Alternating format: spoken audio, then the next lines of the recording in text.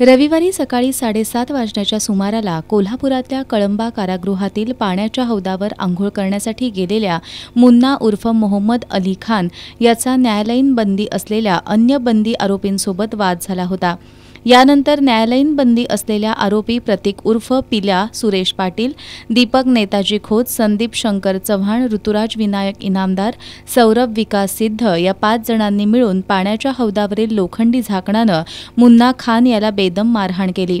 या मारहाणीत मुन्ना खान याच्या डोक्याला जबर मार लागल्यानं त्याचा जागीच मृत्यू झाला होता।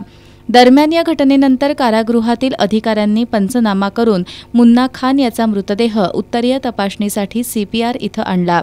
या प्रकरणी तुरुंग कर्मचारी धीरज जगन्नाथ जाधव यांनी दिलेल्या फिर्यादीवरून सौरभ विकास सिंध, संदीप शंकर चव्हाण, प्रतीक उर्फ पिल्या सुरेश पाटील, ऋतुराज विनायक इनामदार आणि दीपक नेताजी खोत या 5 जणांच्या विरोधात जुना राजवाडा पोलिसात गुन्हा दाखल करण्यात आला होता।